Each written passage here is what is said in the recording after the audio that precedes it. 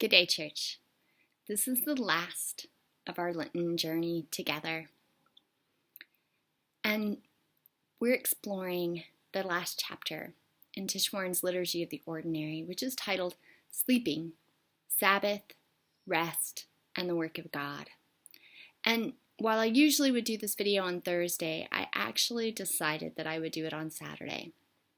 In part because it's this chapter where Tish makes reference to our need for rest, and also the relationship between the words sleep and death in the Hebrew understanding. And to this, she connects the reality that in the church, we have seasons that intentionally focus us in on our finiteness, on our humanity, on our frailty, on the fact that we won't go on forever. We're limited, and we're invited to acknowledge and accept those limits, not in a bad way that like our bodies are this evil, horrible thing that we just gotta live through and overcome so we can get to the real part of existence, which is just our spiritual side after this, but rather we're invited to recognize the goodness of creation and our bodies, and the goodness that even means we have in our finiteness. How our limits don't have to be bad, but they can be good.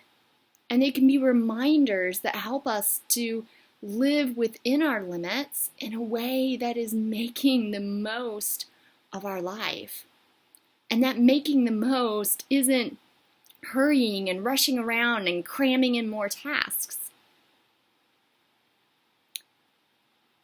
but it's drawing closer to God and allowing our being and our doing to flow out of the reality that this isn't our story. This is God's story that we're living in the midst of. And so she connects it into Ash Wednesday, where we began this journey in the first place. A season in the church that follows is Lent. And during Ash Wednesday, we recognize that to dust we began and to dust we will return.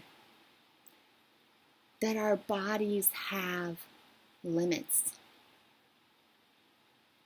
But we also recognize the goodness in those limits. And we learn through Lent to live within our limits and to recognize what our limits are. So because we're nearing the end of Lent, because this is the last day on Holy Saturday, and so it seemed fitting to close our journey. But also, I decided to do this one on Holy Saturday, because in our church calendar, we're being asked today to spend some time living into the reality that many, many hundreds of years ago, the disciples and the followers who didn't have the full story to the extent that we do, they were struggling with the limits because Christ was in the tomb. Christ was asleep. And what does that mean?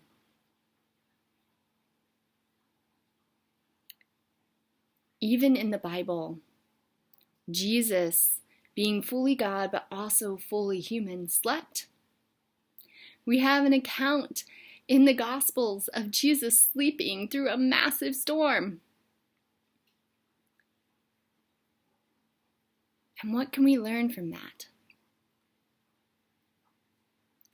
We can learn that, yes, our bodies can become so exhausted that no matter what we want to do, sleep is something we have to do. And we can also learn that by embracing our limits, we're recognizing that we're not in control and that God is. But our humanness, our brokenness, is constantly trying to fight against the reality of our finiteness. We don't want to remember it. We want to pretend that it doesn't exist. We want to exceed our limits. We don't want to admit that we have them. We don't want to sleep. We want to keep going. We want to keep pressing through. We want to do more. As someone who lives with narcolepsy, in many ways, this was a struggling chapter for me. My relationship with sleep is not what it is for many people. My body thinks it needs sleep, but even when it gets an opportunity, it doesn't sleep well in a way that's as restorative. The brokenness of that limit and need in my life is another symbol of my finiteness, of my mortality. And it's also a symbol of the brokenness of the world, the brokenness that we exist in. And while that does mean that I don't need routine to go to sleep, I can pretty much just close my eyes and do so. For many of us, we do. We have to learn the discipline of going to sleep. When we have children, we do bedtime routines so that their body can get into a rhythm and a flow and prepare for sleep. In the same way, when the Hebrew people were given the command for the Sabbath, it wasn't about more rules. It was about acknowledging their need for rest.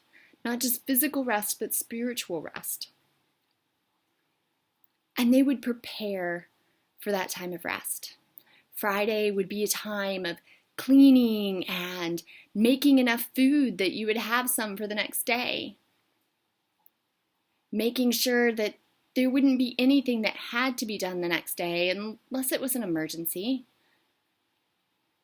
The point not being so that you could ritualistically observe not doing work, but the point being so that everything was taken care of, even if you had to do a bit more work on the day before, in order that you could rest, that you could just enjoy creation and life and relationship with each other and with God, without distraction of things that need to be done, without things on your mind of, oh, okay, once this is over, I've got to do this next. And that's important. I think it's also significant that in Old Testament times and New Testament times, the day began with evening.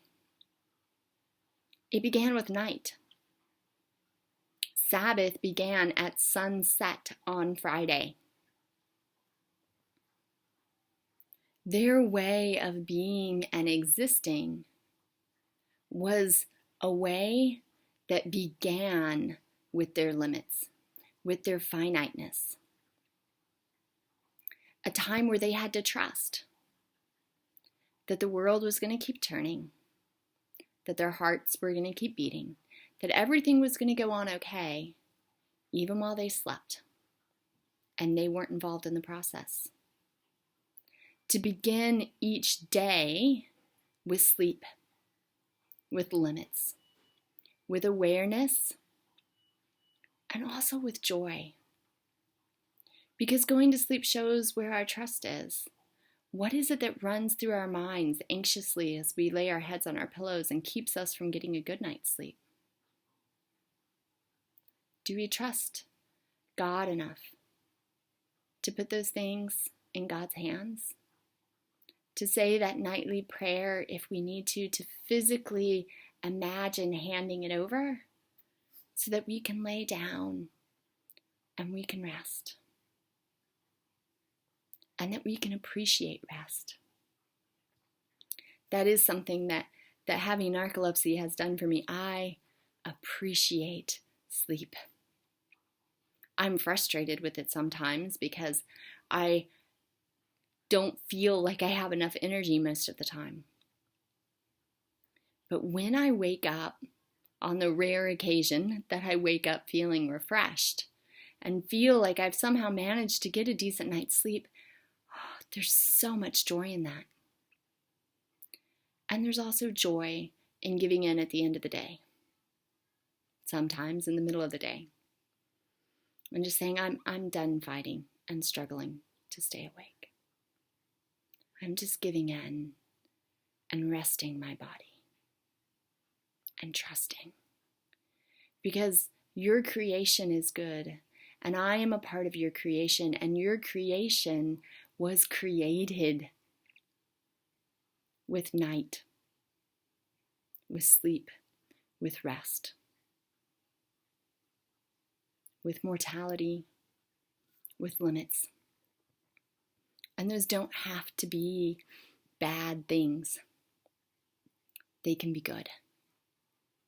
And so our sleep at night is a way in which we recognize and we remember our need not just for some Sabbath physical sleep each day, but also our need each week for a time of rest, for a time of recovery, for a time of sleep. If we hold to the fact that the typical calendar starts on Sunday and ends on Saturday, and in the Protestant church, we typically have our worship gatherings on Sunday rather than on the Sabbath, which is Saturday, because Sunday is the day that we remember, as we will tomorrow, that Christ is risen. So a weekly service on Sunday is a weekly reminder that Christ, in his fullness of divinity and humanity, conquered the grave. And so our Sunday mornings are a worship, a celebration of that fact. That's also why we don't usually have a crucifix, but an empty cross. Because our celebration's on Sunday, and there's no one on the cross. It's an empty tomb.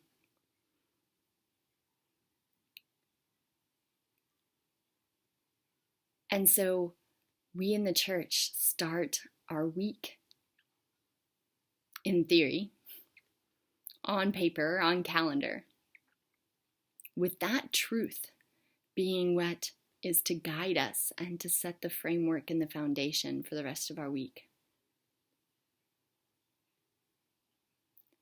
We may not measure our time anymore as starting from a night, beginning with the limits of our sleep.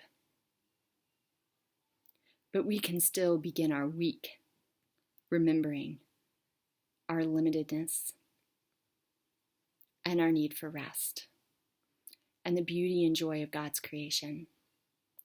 If we really saw things that way, if that's really the way that our day of Sabbath was, if that's really the way our worship on Sunday was, and then we culminate as well, perhaps, in a day of rest on Saturday. If we saw each time we laid our head on our pillows, at night or in the afternoon or whenever it may be if you work shifts,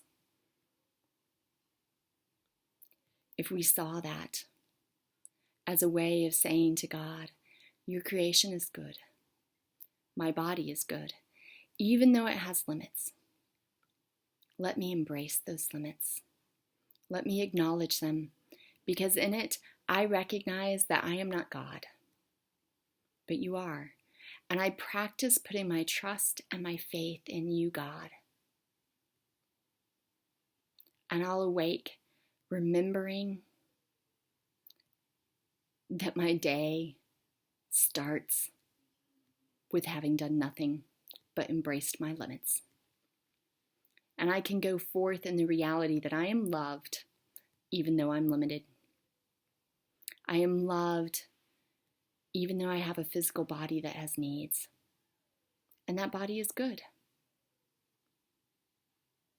And I will seek to put all of my being in God's story, living out of that place, enjoying all of creation, which means I'll make choices that cherish the relationships and the creation around me. All the many levels of it, even those that I don't directly see, like who planted my food. This Holy Saturday, find rest, my friends. Embrace your limits. God bless.